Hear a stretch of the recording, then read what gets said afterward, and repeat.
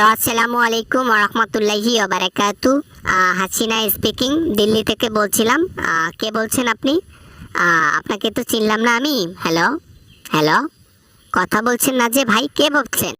এক দফা এক দাবি মোদিকে আমরা জানাচ্ছি, মোদি তাড়াতাড়ি তুমি হাসিনাকে ট্রান্সফার করে দাও।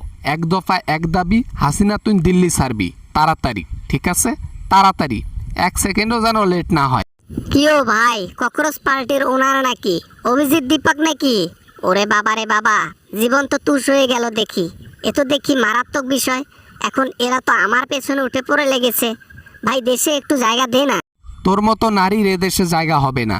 তুই যে কাজ করে এসেছিস দেশ থেকে, ওইটার পরও যে তুই 2 বছর এখানে থাকলি, এটা তোর বাপের কপাল, তোরও কপাল। তাই এখন বহুত পীড়িত হয়ে গেছে। তুই দেশ ছাড় তাড়াতাড়ি। মোদি তোমাকে, তোমাদের সবাইকে শায়েস্তা করলো, তারপরও কি তোমরা মাঠ ছাড়বা না? তোমরা কি তোমার কি হায়া হয় না?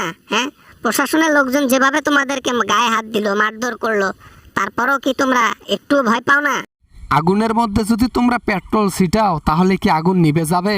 কখনোই না। ওই পেট্রোলের ছোঁয়াপে আগুন আরও দাউ দাউ করে জ্বলবে। আমরাও ঠিক সেরকমই। আপনারা পেট্রোল আর আমরা আগুন। আপনি যত ছিটাবেন তত বাড়বো। না মানে, ডায়লগ তো চড়া চড়া দিচ্ছ, কিন্তু আমি তো এই দিল্লি ছাড়বো না। অনেক কষ্টে দিল্লিতে জায়গা করে নিয়েছি। পৃথিবীর এমন কোনো শহর নাই, এমন কোনো দেশ নাই যে আমাকে জায়গা দেবে। এই একমাত্র দিল্লি ছাড়া। সেখান থেকে বের করতে বলতেছো আমাকে? প্লিজ দয়া করো। নিজের দেশের পিছন মারা শেষ হয়েছে, এখন আমাদের দেশে ঢুকে এখন আমাদের পিছন মারা শুরু করছো না? কূটনীতিক করা বাদ দাও, বুঝছো? তাড়াতাড়ি দেশ ছাড়ো, নয়তোবা মোদি, অমিত শাহ কারো কিন্তু বিজেপির ক্ষমতা থাকবে না। এ তো দেখি মস্ত বড় চিন্তায় ফেলাই দিল। হ্যাঁ, স্টুডেন্টরা দেখি এখন বাঁকা হয়ে আমার দিকে আন্দোলন নিয়ে আসতেছে। যেখানেই যাই সেখানে স্টুডেন্টের খপ্পরে পড়ে যাই। এ জীবন কি আমার কোনোদিনও শান্তিতে থাকতে পারবে না? গণহত্যাকারীরা বা শান্তি, সুন্নিরা বা শান্তি, হ্যাঁ?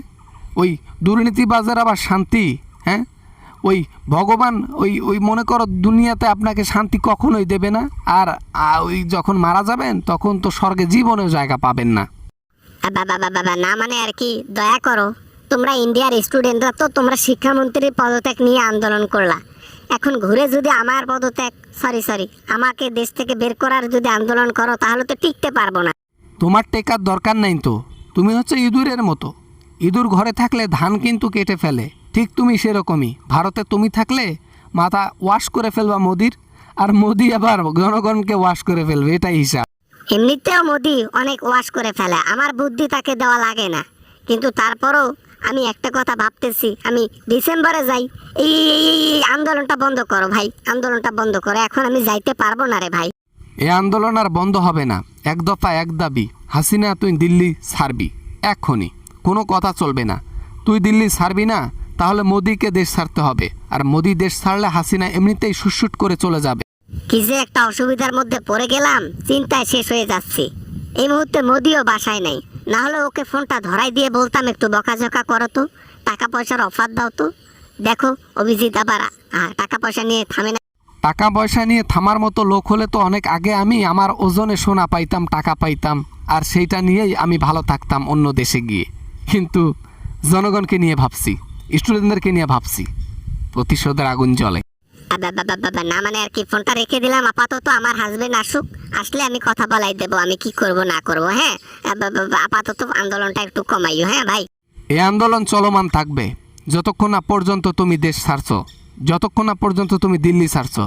হয় তুমি দেশে চলে যাবা, নয়তো মোদির বিজেপির একটা নেতারও সিট থাকবে না, সবগুলো সুদলিং পং।